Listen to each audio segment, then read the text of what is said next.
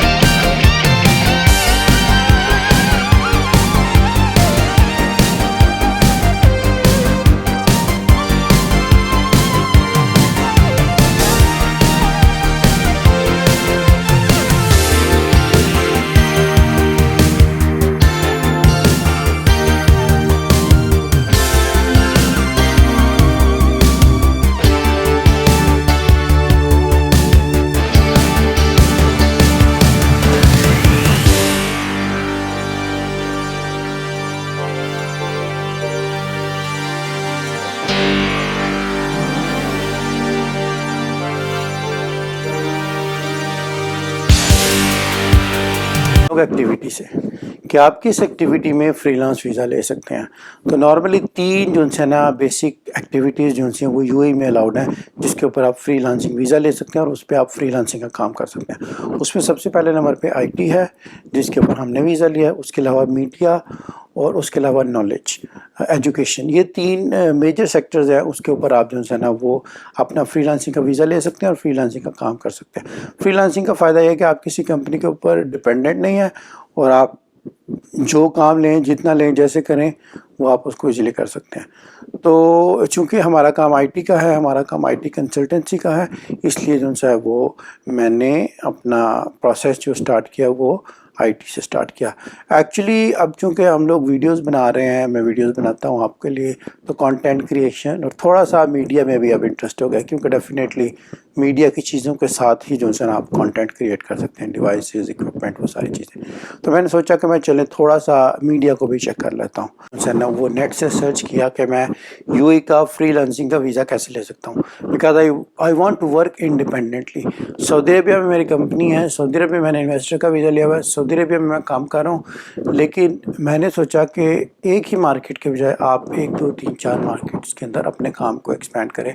अब यूएई के अंदर काम करने के लिए, यूएई के अंदर कंपनी स्टार्ट करने के लिए आपको या मुझे फॉर एग्जांपल कंपनी रजिस्ट्रेशन करानी पड़ेगी। कंपनी मैं मेनलैंड में भी बना सकता हूँ, फ्री जोन में भी बना सकता हूँ। तो मेनलैंड में और फ्री जोन में उसकी फॉर्मेलिटीज़ का, रिक्वायरमेंट्स का और बेनिफिट्स का डिफरेंस है, जो कि हम लोग बाद में कभी डिस्कस करेंगे। अभी हम लोग फ्रीलांसिंग को टारगेट करते हैं। तो मैंने ये सोचा कि बजाय इसके कि मैं डायरेक्टली जाके कंपनी बनाऊँ दुबई के अंदर या यूएई की किसी स्टेट के अंदर, तो बेहतर है कि पहले कुछ अर्सा मार्केट रिसर्च कर लो। तो मार्केट रिसर्च करने के लिए बेहतर है फ्रीलांस वीज़ा, जो कि कम कॉस्ट है और एज़ कम्पेयर टू कंपनी, अगर कंपनी बनानी है तो उसकी निस्बत उसकी कॉस्ट कम है।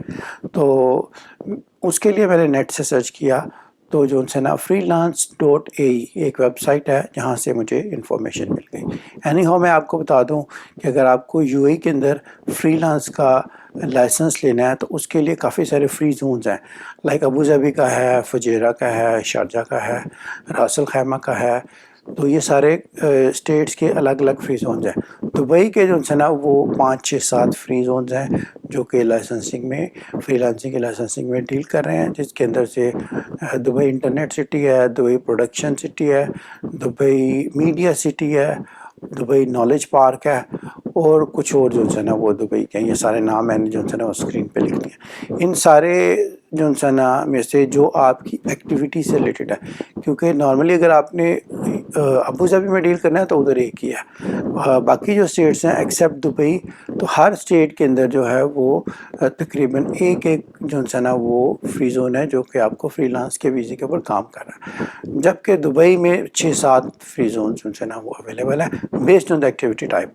अगर आपको एजुकेशन से रिलेटेड फ्रीलांसिंग करनी है तो आपको नॉलेज पार्क का चाहिए, अगर आपको आईटी से रिलेटेड करनी है तो आपको इंटरनेट सिटी का चाहिए, और अगर आपको फ्रीलांसिंग करनी है मीडिया से रिलेटेड तो आपको मीडिया सिटी का चाहिए। फिर तो मेरे लिए जो सूट करता है वो इंटरनेट सिटी करता है। एनीहाउ मैंने जाके जो है ना इंटरनेट सिटी के ऊपर रिक्वेस्ट सबमिट कर दी।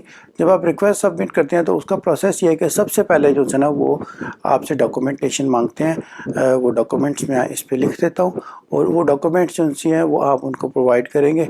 तो उसके बाद जो है ना वो आप जब अप्रूव हो जाएगी वो उसको रिव्यू करेंगे, उस पर कुछ कपल ऑफ डेज लगते हैं। अप्रूव हो जाएगी तो वो आपको उसकी डिटेल्स भेज देंगे। मैंने रिक्वायरमेंट के लिए काफ़ी सारी जगहों पे जो है ना वो चेक किया। मीडिया से भी रिलेटेड मैं कुछ ना कुछ काम करना चाहता हूँ। आईटी पे मैंने सारी ज़िंदगी अपनी लगाई है, तो मैंने आईटी को भी चेक किया, मीडिया को भी चेक किया, प्लस एजुकेशन में भी हम लोग हैं तो मैंने एजुकेशन को भी सबमिट कर दिया। तो 3 अलग अलग जो है ना वो फ्री जोन्स को मैंने रिक्वेस्ट सबमिट कर दी। एक्चुअली मैंने तकरीबन सबको ही की, क्योंकि जब आपने काम स्टार्ट करना है तो आपको उससे रिलेटेड रिसर्च स्ट्रॉन्ग करनी चाहिए। तो अब मैंने सारे तकरीबन फ्री जोन्स को की, हर एक से मुझे ईमेल आई, रिप्लाई आया। तो सबसे पहले जो रिप्लाई आया जो कि मेरी एक्टिविटी के साथ एग्जैक्टली मैच करता, that was Dubai internet city. तो दुबई इंटरनेट सिटी वालों ने मुझे डॉक्यूमेंट भेजे, फॉर्म भेजा जो कि मैंने उनको फिल करके भेजना था। जोन्स हैं उनको डील करने के लिए जो ग्रुप है वो है टी कॉम करके। टी कॉम ग्रुप जो है ना वो तमाम जो है ना ये जो है Dubai media city, Dubai internet city, इन सब को डील करता है। तो मैंने उनको रिक्वेस्ट भेजी उनकी वेबसाइट के ऊपर जाके, जिसके ऊपर freelance.ae जिसका नाम है, उधर से जाके मैंने दुबई इंटरनेट सिटी को भी रिक्वेस्ट भेजी, दुबई मीडिया सिटी को भी भेजी।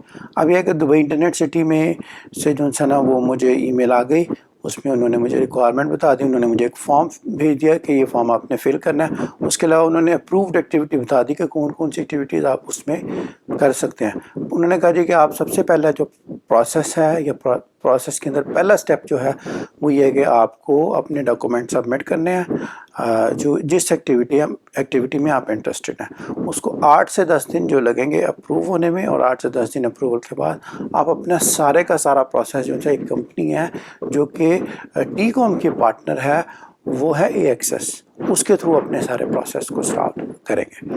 एनी हाउ मैंने अपना फॉर्म फिल करके उनको सबमिट कर दिया। कोई बहुत लंबी चौड़ी रिक्वायरमेंट नहीं है, फॉर्म के ऊपर अपनी जो है वो बेसिक डिटेल दी है, वो फॉर्म मैं आपको दिखा देता हूँ। उसके अंदर सारी बेसिक डिटेल देने के बाद साथ पासपोर्ट और 1-2 डॉक्यूमेंट्स अटैच करने थे।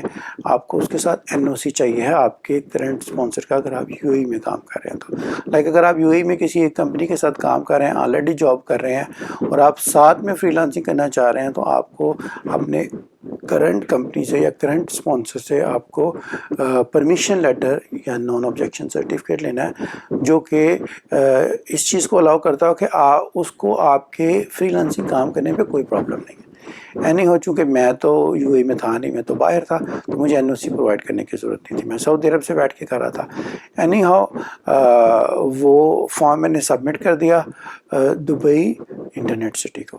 तो उसके बाद जो है ना पेमेंट रिक्वेस्ट उन्होंने क्रिएट कर दी AXS वालों ने मीडिया सिटी से। नॉर्मली क्या होता है, जब आप अपनी रिक्वेस्ट सबमिट करते हैं तो उसमें जो है आपके पास जो है ना वो आपका AXS की वेबसाइट पे अकाउंट क्रिएट कर देते हैं उसकी पोर्टल के ऊपर, ताकि आप उसको पेमेंट कर दें। अब मैं तो स्टार्ट था, मुझे तो पता ही नहीं था कि मतलब वो अकाउंट क्या है, उसका क्या सारा प्रोसीजर है। तो पेमेंट की रिक्वेस्ट आई तो मैंने उसको कुछ अर्सा होल्ड किया। तो अब 1-1.5 महीने के बाद जो सा ना, वो मेरा ख्याल है जो पेमेंट की रिक्वेस्ट की एक लिमिट होती है वो 3 महीने के अंदर आपको उसको करना होता है। तो मैंने उसको 2-3 महीने के बाद अपने डिसीजन ले लिया और मैंने उसकी पेमेंट कर दी। अब जब मैंने उसकी पेमेंट की तो मुझे पता चला कि वो तो मीडिया सिटी की पेमेंट है। फिर मुझे पता चला कि मीडिया सिटी के तो मैंने डॉक्यूमेंट सबमिट ही नहीं किए। अब भी इधर से जो है ना AXS कंपनी के गैप्स नज़र आने शुरू हुए। तो एनी हाउ फिर मैंने उनसे रिक्वेस्ट की, मैंने कहा भाई मैंने तो इंटरनेट सिटी का कहा था, आपने मेरा मीडिया सिटी का कर दिया। तो फिर जो है ना मैंने कहा, उन्होंने कहा जी आपने दोनों की रिक्वेस्ट सबमिट की थी। मैंने कहा दोनों की थी, लेकिन डॉक्यूमेंट तो मैंने उसके सबमिट नहीं थे किए मीडिया सिटी के। यानी वो बातचीत की तो 8 से 10 दिन लगे वो मेरी जो है वो रिक्वेस्ट को ट्रांसफ़र करने में मीडिया सिटी से इंटरनेट सिटी के अंदर। यानी वो इंटरनली उन्होंने पेमेंट ट्रांसफ़र कर दी और मुझे अप्रूवल हो गया और मुझे जो है ना उन्होंने फ्रीलांसिंग के का बेसिकली अप्रूवल अथेंटिकेट कर दिया, जिसकी फ़ीस है 7,520 दिरहम। 7,520 दिरहम। ये मैं आपसे बात कर रहा हूँ तकरीबन सितंबर की बात कर रहा हूँ, सितंबर 2021। अब आगे से उसकी फ़ीस ज़्यादा हो जाए या कम हो जाए उसका कुछ कहा नहीं जा सकता। तो फ्रीलांसिंग के लाइसेंस की जो फ़ीस है 1 साल की 7,520 दिरहम है, जो कि सबसे पहले आपको पे करनी है, जो कि मैंने पे की। यानी जब मैंने वो पे कर दी तो जो है उसके बाद जो नेक्स्ट प्रोसेस होता है वो AXS की वेबसाइट पर जाके जो है मुझे इस्टेब्लिशमेंट कार्ड के लिए अप्लाई करना था। तो जब अप्रूवल हो गया, पेमेंट हो गई, तो अब कंफर्मेशन हो गई, तो अब उन्होंने मुझे डिटेल भेज दी कि अब कौन कौन से स्टेप्स हैं, उस पर कितना कितना टाइम लगता है। एनी हाउ टाइम वो काफ़ी कम बताते हैं, लेकिन टाइम इतना नहीं लगता, टाइम इससे बहुत ज़्यादा लगता है। और वो मैं सारा का सारा एक एक प्रोसेस के ऊपर, एक एक स्टेप के ऊपर आपको टाइम भी बताऊंगा, कॉस्ट भी बताऊंगा और पॉसिबिलिटीज़ बताऊंगा कि आप कैसे उसको फास्ट कर सकते हैं। अगर आपने फास्ट करना चाहते हैं तो, अगर आपने नॉर्मल तरीके से चलना है तो हम नॉर्मल तरीके से चल रहे हैं। एनी हाउ अभी इतना ही, अब आगे कंटिन्यू करते हैं नेक्स्ट सेगमेंट के अंदर।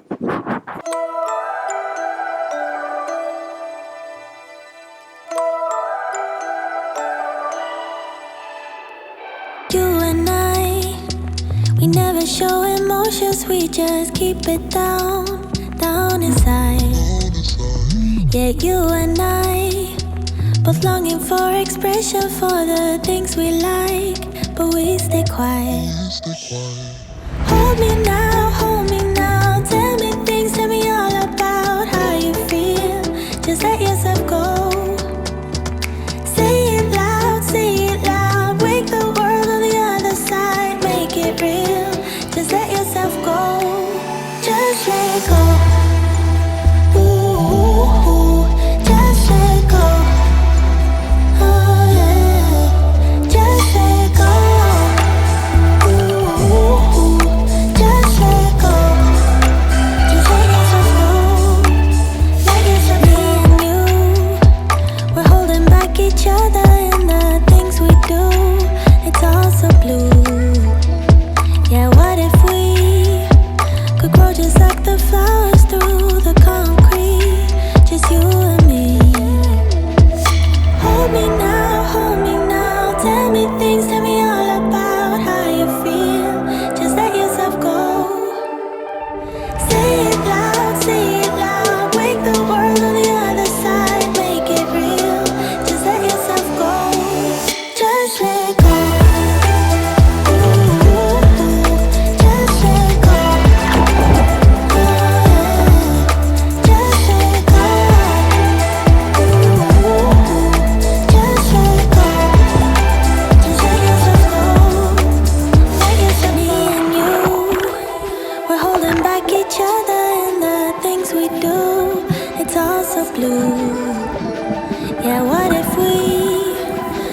Just like the flowers through the concrete, just you and me. Just let go. Ooh, just let go. Oh,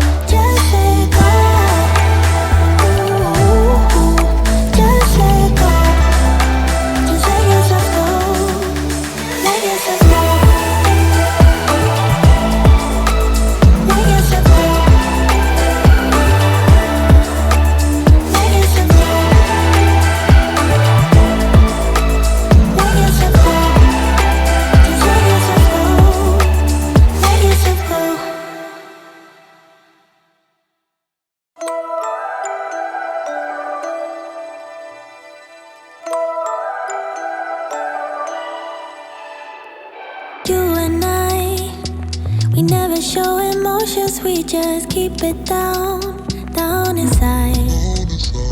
Yeah, you and I, both longing for expression for the things we like, but we stay quiet. Hold me now, tell me things, tell me all about how you feel. Just let yourself go. Say it loud, wake the world on the other side, make it real. Just let yourself go, just let go. Ooh, just let go. Oh yeah, just let go. Ooh, just let go. Just let yourself go. Let yourself be and you. We're holding back each other in the things we do. It's all so blue. जी guys अस्सलाम वालेकुम। जैसे कि मैंने आपको बताया है कि मेरा सऊदी अरेबिया के अंदर जो है ना वो कंपनी है और मैंने इन्वेस्टर का वीज़ा लिया हुआ है और मैं अपने बिज़नेस को उसी तरीके से रन करता हूँ जैसे कि नॉर्मल सऊदीज़ रन करते हैं। यानी हाउ तकरीबन 15 से 20 साल से मैं सऊदी अरेबिया में काम कर रहा हूँ। तो मैंने सोचा कि सऊदी अरेबिया के अलावा आप अपनी मार्केट्स को एक्सपैंड करना चाहिए।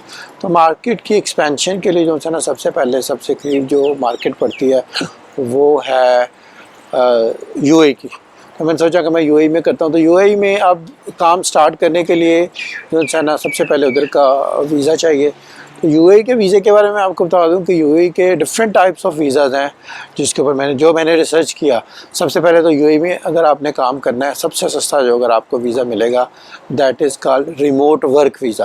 रिमोट वर्क वीज़ा उन लोगों के लिए है जो कि बाहर काम करते हैं, लेकिन नॉर्मली उसमें यह है कि आप महीने का $4000 कम से कम अर्न करते हो।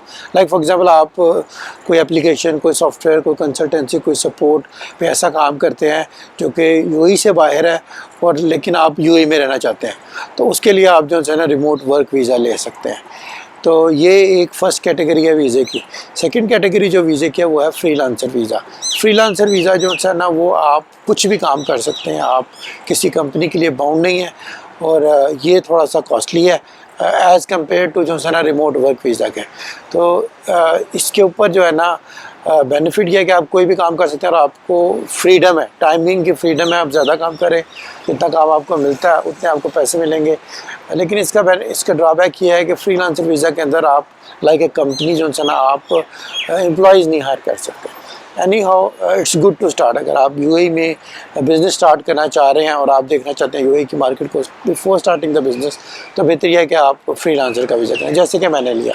उसके बाद थर्ड ऑप्शन जो है ना आप यूएई के अंदर कंपनी बना सकते हैं जिसमें आप पार्टनर का वीज़ा ले सकते हैं और आप अपने एम्प्लॉयज़ हायर कर सकते हैं। अब कंपनी जो है ना उसके जितना आपका ऑफिस होगा उसके साइज़ की बेस के ऊपर जो है ना गवर्नमेंट आपको वीज़ाज़ अलाउ करती है। कंपनी अब दो किस्म की हो सकती है, या आप मेन लैंड में ले सकते हैं या आप फ्री जोन में ले सकते हैं। फ्री जोन का जो है ना थोड़ा सा ये है कि चीप है, लेकिन फ्री जोन में जो है ना आपके पास कुछ थोड़ी सी रिस्ट्रिक्शंस हैं कि आप उस तरीके से ओपनली बिज़नेस नहीं कर सकते। जो है बिज़नेस तो आप कर सकते हैं, आईटी में तो इतना प्रॉब्लम नहीं है।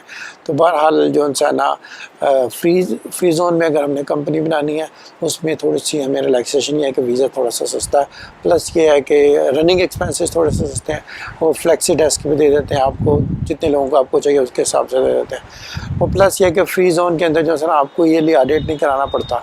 तो अगर आपका $1,00,000 से कम ईयरली जो सेल है तो आपको वैट भी नहीं पे करना पड़ता। एनी हाउ उसके बाद जो फोर्थ कैटेगरी है कि वो आप मेन लैंड के अंदर कंपनी बनाएं।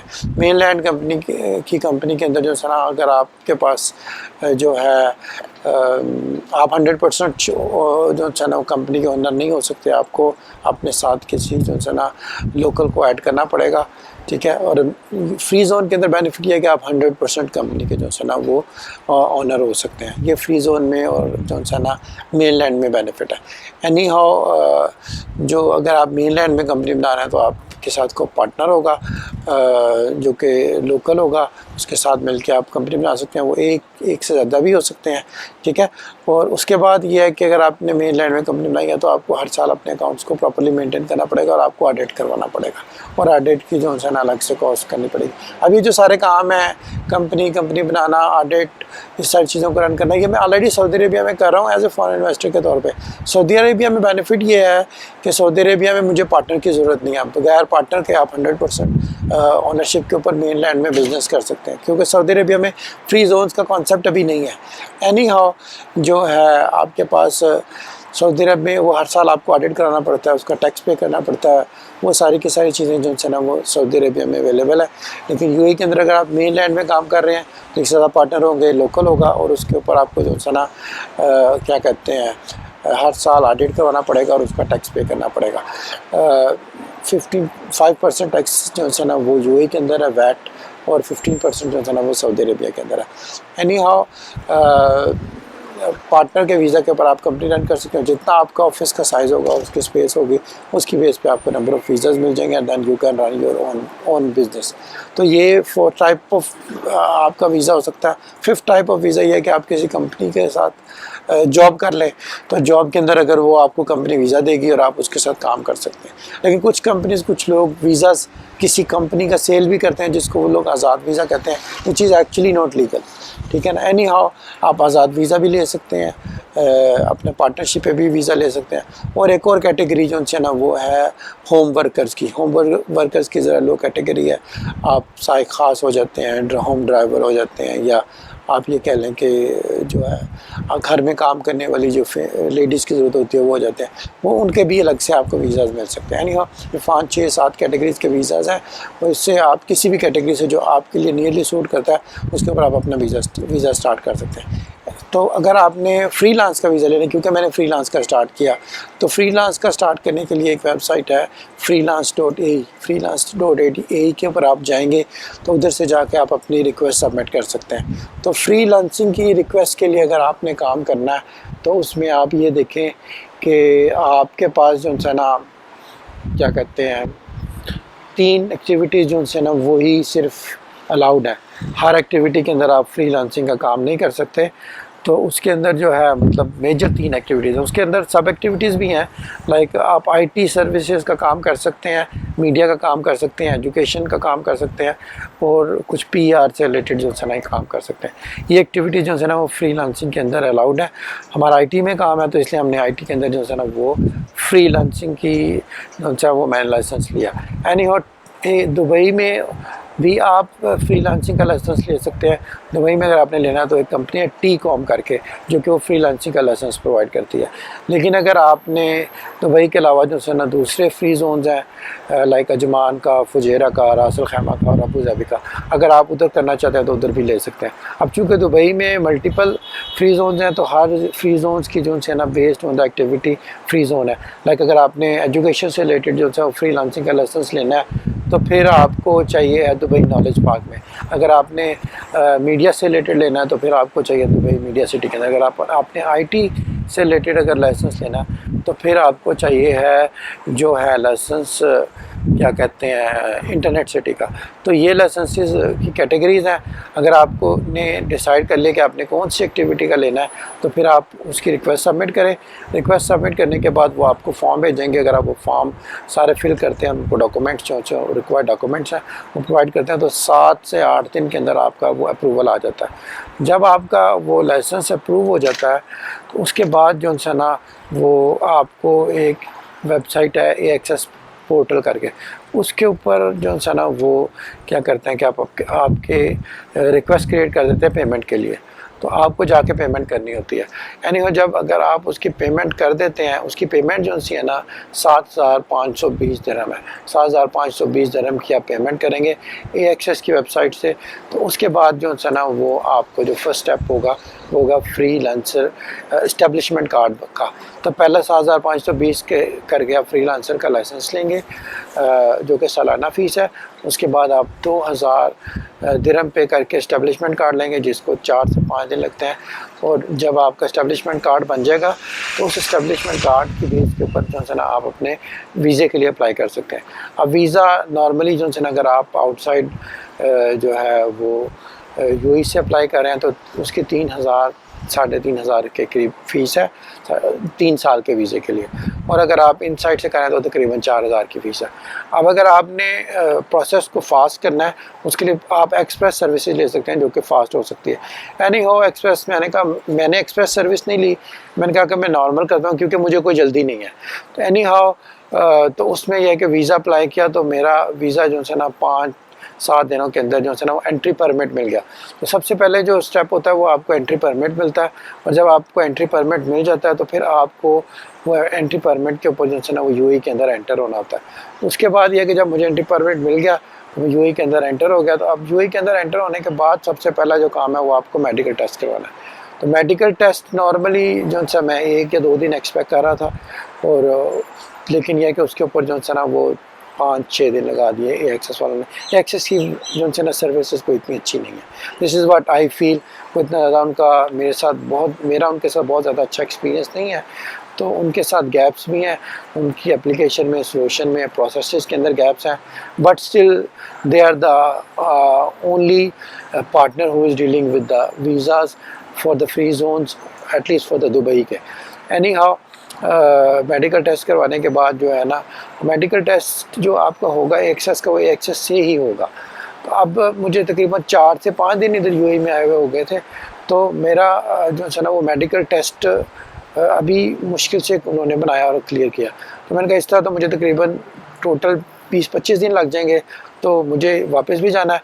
तो मैंने कहा कि मैं क्या करता हूँ कि इसको एक्सप्रेस एंट्री में कन्वर्ट कर लेता हूँ। एनीवे मैंने उसको एक्सप्रेस एंट्री में कन्वर्ट कर लिया, और एक्सप्रेस एंट्री में जब उसको कन्वर्ट किया तो उसकी फ़ीस एडिशनल तकरीबन 1350 दिरहम पे करनी पड़ती है, उसमें काम थोड़ा फास्ट हो जाता है। एनी हो एक्सप्रेस एंट्री में कन्वर्ट करने के बाद अब नेक्स्ट जो प्रोसेस है, जब आपका मेडिकल क्लियर हो जाता है तो उसके बाद जो है ना आपको एमिरेट आईडी के लिए बायोमेट्रिक्स करवाना है। एमिरेट आईडी के लिए बायोमेट्रिक्स के लिए वो डॉक्यूमेंट सबमिट करते हैं।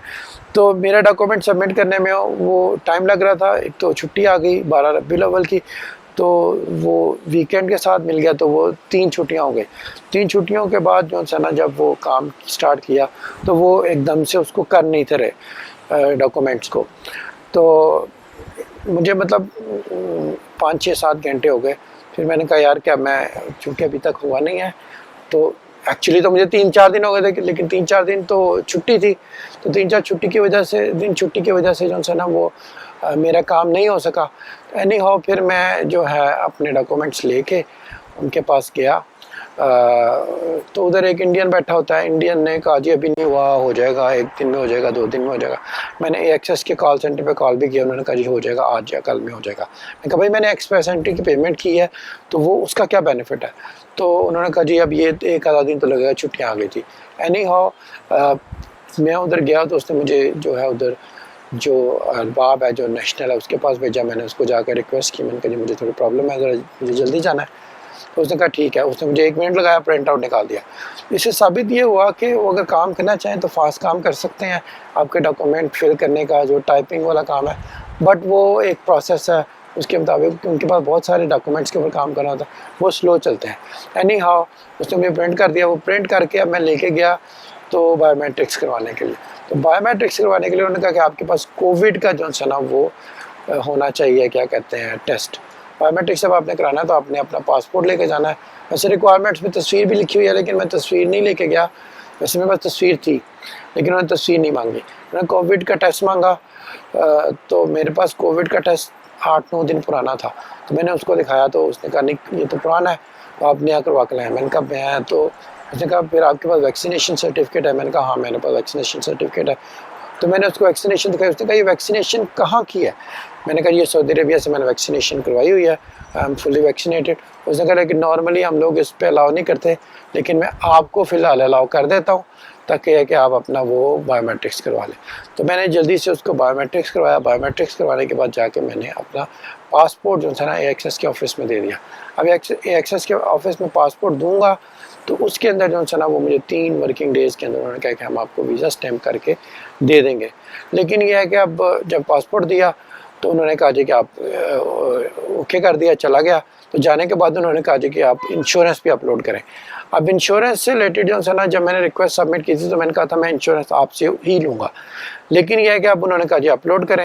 मैंने कहा भाई वो तो मैंने रिक्वेस्ट आप लोगों से की थी। उन्होंने कहा भैया आपने अगर रिक्वेस्ट की थी लेकिन इसके साथ नहीं है, आपको सेपरेट रिक्वेस्ट करनी पड़ेगी। मैंने कहा सेपरेट अगर मैं रिक्वेस्ट इंश्योरेंस की करता हूँ तो मेरा इंश्योरेंस बनने में कितना टाइम लगेगा?